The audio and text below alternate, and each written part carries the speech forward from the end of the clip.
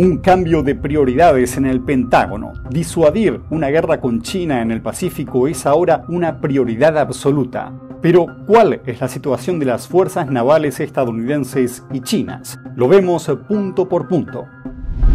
El senador Tom Cotton da la voz de alarma sobre la masiva expansión militar de China en su nuevo libro, 7 cosas que no se pueden decir sobre China. Escuchamos sus declaraciones.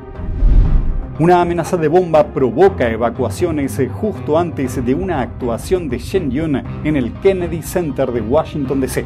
La compañía de danza dice que no es la primera vez que ocurre. Contamos lo que sabemos hasta el momento. Y el presidente Trump está golpeando a China con aranceles para frenar el flujo de precursores de fentanilo. Pero, ¿es esto suficiente para detener la crisis que se está cobrando miles de vidas estadounidenses? Los cárteles están empezando a interesarse por los precursores químicos que salen de la India. Bienvenidos a China en Foco, mi nombre es Julián Bertone. El secretario de Defensa estadounidense Pete Hegseth anunció un importante cambio en las prioridades de Estados Unidos. Entre ellas, aumentar los esfuerzos para disuadir conflictos con China y asegurar las fronteras del país. Para financiar esta medida, el Pentágono anunció el jueves un recorte presupuestario anual del 8% durante los próximos 5 años, lo que liberará unos $50.000 millones al año. Mientras tanto, la Marina estadounidense se prepara para un posible conflicto con China por Taiwán que podría producirse antes de 2027. En este contexto, ¿cuál es la situación de las fuerzas navales estadounidenses y chinas? Veámoslo. Hablemos ahora del tamaño de la flota china y también miremos a Estados Unidos. De 2000 a 2020 se mantuvo bastante estable. Pero ¿cuál es la proyección basada en la Oficina de Inteligencia Naval? Bueno, básicamente va a crecer un poco, pero es bastante estable. Pero China, miren esto, tuvo un rápido crecimiento. De hecho, superó a Estados Unidos en número de buques. Así que numéricamente tienen la mayor armada del mundo, y eso fue alrededor de 2015. Pero miren esta proyección. Esa brecha se espera básicamente que se duplique, por 2 veces, alrededor de 2040. Así que ustedes podrían decir, bueno, está bien, tal vez China solo construye barcos más pequeños. ¿Es eso lo que está pasando? Veámoslo. Continuemos y repasemos algunos de estos datos desde un ángulo diferente. Hablemos entonces de las toneladas de buques. Miren, Estados Unidos. De nuevo, está en una meseta, de acuerdo. Las proyecciones de Estados Unidos son bastante niveladas, ¿verdad? Pero China, miren esto. Tenemos una rápida expansión entre 2010 y 2020, ¿verdad? Y ahora miren sus proyecciones. Vemos que están cerrando esa brecha. No es difícil ver que si prolongamos esto, estamos hablando básicamente de 2050. Vamos a ver que básicamente va a superar a la Marina de los Estados Unidos, en el tonelaje total. ¿Y qué hay de la capacidad de ambos países para construir barcos? Bien, echemos un vistazo a esos datos. Aquí estamos viendo lo que muestra la Oficina de Inteligencia Naval. Miren eso. Un barco allí abajo. Eso es 100.000 toneladas cada barco. China tiene mucha más capacidad de construcción naval. Eso es 230 veces la de Estados Unidos. 232 veces. Así que es un aumento masivo. Y esto es solo datos reales, lo que podría incluir algunos buques comerciales. Pero ¿qué pasa con el PSH? El PSH dice que cualquier buque comercial después de 2015 tiene que cumplir con las normas de grado militar. Así que el PSH podría nacionalizar todos esos barcos y empezar a poner tanques o tropas en ellos si lo necesita. Esto es la suma de la construcción naval comercial más la construcción naval militar. Ahora bien, ¿qué pasa con los buques construidos en el tiempo? Lo que vemos es que Estados Unidos muestra una línea plana. En realidad, la industria de la construcción naval en el país es solo de 0.1 millón o algo así, no es mucho en absoluto. Pero China es el líder mundial. Tiene el 51% de la construcción naval, en un solo país. Eso es China.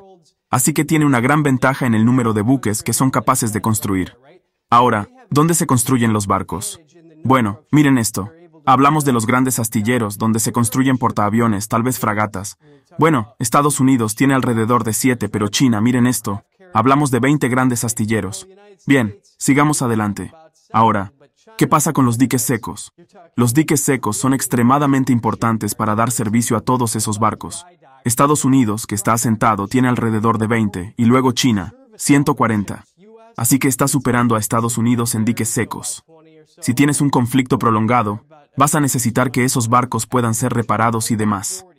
Ahora, ¿por qué también es importante tener una gran cantidad de diques secos que Estados Unidos simplemente no tiene en comparación con China? Bueno, miren esto. Es porque el ejército de Estados Unidos, la Marina, lleva 20 años de retraso en el mantenimiento de sus buques. Así que es un atraso masivo, ¿verdad? Y esto es un gran problema. ¿Cuáles son algunas soluciones? Bueno, el senador Mike Lee, republicano de Utah, presentó la ley para garantizar la preparación naval. ¿Qué hace? Permitiría que los países de la OTAN y los países del Indo-Pacífico que tienen pactos de defensa con Estados Unidos, como Corea, por ejemplo, Corea del Sur, sean capaces de construir buques para Estados Unidos porque ahora, por ley, no lo pueden hacer. Así que veamos algunas comparaciones. Corea del Sur y Japón, dos grandes aliados de Estados Unidos en el Indo-Pacífico, tienen enormes industrias de construcción naval, como se puede ver aquí. Y usted puede decir, está bien, bueno, si Estados Unidos contrata a Corea del Sur, se podría construir un destructor Shenzhen que es similar al Arleigh Burke, un destructor de clase, a mitad del precio, 3 veces más rápido, y si se opta por uno de los modelos daneses, nos encontramos con estas fragatas de misiles guiados. Eso es aproximadamente un tercio del costo, de 355 millones a 1.000 millones de dólares, que tiene Estados Unidos para estos próximos modelos. Entonces, ¿es una buena idea? Bueno, es importante tener una buena industria naval, pero quizás sea una medida provisional a corto plazo. El senador republicano Tom Cotton da la voz de alarma y advierte a sus compatriotas que se mantengan alerta ante las amenazas sin precedentes de la China comunista. En su libro 7 cosas que no se pueden decir de China, el senador analiza la rápida expansión del poder militar de Beijing y lo que significa para Estados Unidos y el mundo libre. Esto es lo que dijo en Fox News Radio. China emprendió el mayor despliegue militar de la historia. Aumentó su propio gasto en más de 1000%. Su ejército es más del doble del nuestro. Es 2 veces más grande que el nuestro. Uno de sus astilleros, solo uno, puede producir más barcos para su armada que todos nuestros astilleros juntos. Por eso es tan importante reforzar nuestro ejército, especialmente con las capacidades necesarias para disuadir a China de lanzarse a la yugular desde el principio. Porque si tuviéramos una guerra de cualquier tipo, incluso si no fuera concluyente o llegara a un punto muerto y China no logrará sus objetivos, pasaremos a sufrir una gran depresión inmediata en todo el mundo. Tenemos que ser fuertes. Tenemos que ser fuertes en Taiwán para evitar que esa guerra llegue a producirse. El senador Cotton dijo que China lleva décadas preparándose para invadir Taiwán, que es una isla democrática y autogobernada, y advirtió que no detener esa agresión podría causar miles de bajas entre las tropas estadounidenses y graves consecuencias económicas mundiales. Una amenaza de bomba contra Shenyun Performing Arts obligó el jueves a evacuar el Kennedy Center de Washington, D.C. La compañía de danza clásica china dice que, por desgracia, no son ajenos a este tipo de amenazas, que creen que están relacionadas con el régimen comunista chino. Veámoslo. Una mañana de preparativos para la producción de Shenyun Performing Arts se vio alterada por otra amenaza de bomba, esta vez en el Kennedy Center de Washington, D.C. Horas antes de su actuación, la policía recibió una amenaza de bomba a las 10:44 de la mañana, según un portavoz del Kennedy Center. Lee Shailemish, director artístico de la actuación de esa noche, afirma que 15 patrulleros de policía se presentaron en el lugar y que el equipo esperó 3 horas a la intemperie. Los agentes se cortaron las calles de la zona. Estamos acostumbrados. Quiero decir, imagina que eres un artista en una compañía de danza con sede en Nueva York y estás acostumbrado a recibir amenazas de bomba y acostumbrado a recibir amenazas de muerte. Y el tipo de amenazas de correo electrónico que estamos recibiendo en la sede, diciendo que nos van a tirar de los edificios, que vamos a morir en accidentes de coche misteriosos, que nuestras casas van a ser quemadas o nuestros familiares van a ser asesinados. Esto es casi de todos los días. Shenyun es un grupo de danza clásica china con sede en el norte del estado de Nueva York, cuya misión es restaurar y mostrar la cultura tradicional china. Si usted visitó recientemente alguna gran ciudad, probablemente haya visto alguna de sus carteleras. Shenyun Performing Arts afirma que las amenazas, a menudo en chino, suelen estar relacionadas con el Partido Comunista Chino. El grupo afirma: desde la creación de Shenyun en 2006, el PSC intenta detener las presentaciones. Lo hace presionando a los teatros para que las cancelen, amenazando a los patrocinadores y acosando a los familiares de los artistas en China. Las actuaciones de Shenyun muestran las virtudes de la cultura tradicional china, algo que el PSC lleva décadas intentando destruir. Algunas interpretaciones también denuncian la brutal persecución del PSC contra la práctica espiritual Falun Dafa. NTD es uno de los patrocinadores de Shenyun Performing Arts y se enorgullece en serlo. Shenyun Performing Arts también está actuando en toda Latinoamérica. Pueden ingresar a la página oficial de la compañía y ver en qué países y ciudades se pueden ver el espectáculo de la compañía en esta temporada 2025. El 96% de los medios de comunicación en Estados Unidos pertenecen a solo un puñado de corporaciones.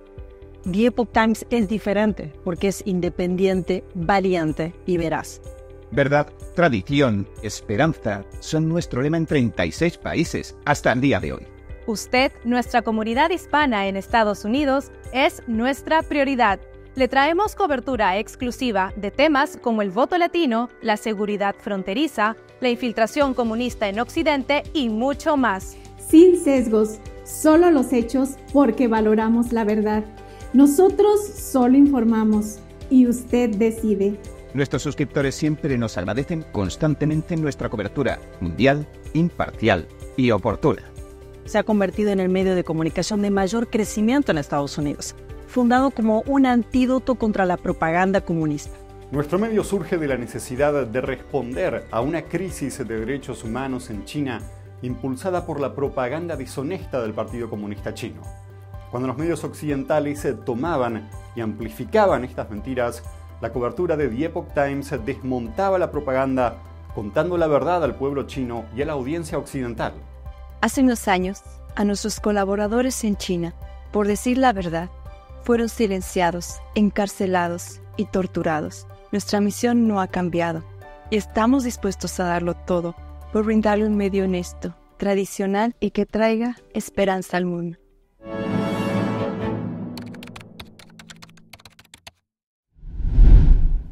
La administración Trump etiquetó recientemente a varios cárteles y bandas de América Latina como grupos terroristas. Esto permite a Estados Unidos ir tras sus finanzas, apuntar a sus proveedores de armas e incluso dar a los militares estadounidenses la autoridad para atacar las instalaciones de los cárteles. Mientras tanto, la mayoría de los precursores químicos utilizados para fabricar fentanilo proceden de China. Para saber más sobre esta crisis hablamos con Dave Oleski, agente especial adjunto a cargo de la División de Campo de las Montañas Rocosas de La Vega. Escuchemos lo que nos dijo. El Comité Selecto de la Cámara sobre el PSC aquí en Washington encontró el año pasado que el Partido Comunista Chino está subvencionando directamente la fabricación y exportación de productos químicos de fentanilo, que en conjunto con el cártel de Sinaloa son procesados y traficados a Estados Unidos. Trump ya impuso aranceles a China para frenar este tráfico. Pero, ¿qué otras medidas se podrían tomar? Bueno, si me dejas, cuando se trata de China y el tema del fentanilo, hay que volver a la primera administración Trump, donde en los primeros años de la administración, la tendencia era que el fentanilo estaba llegando directamente de China a Estados Unidos a través de paquetes de mensajería. Mediante la colaboración y el liderazgo de la administración, se trabajó con el gobierno de China. Lo que hicieron fue clasificar el fentanilo como sustancia controlada junto con otros análogos del fentanilo. Y eso tuvo un impacto directo en el movimiento de fentanilo de China a Estados Unidos. Se pasó de volúmenes masivos de paquetes con fentanilo a cifras que honestamente eran de un solo dígito de incautaciones anuales. Pero luego lo que cambió fue el movimiento de precursores químicos desde China directamente a México, donde los cárteles toman estos precursores químicos, los pasan por laboratorios y obtienen ya sea fentanilo o metanfetamina. Producen cantidades masivas que luego son exportadas a Estados Unidos. Y ahora también estamos viendo un cambio de tendencia. Los cárteles están empezando a interesarse por los precursores químicos que salen de la India. Dave Oleski, muchas gracias por sus comentarios. Gracias por invitarme. Y eso es todo por hoy en China en Foco. Muchas gracias por acompañarnos y nos vemos mañana.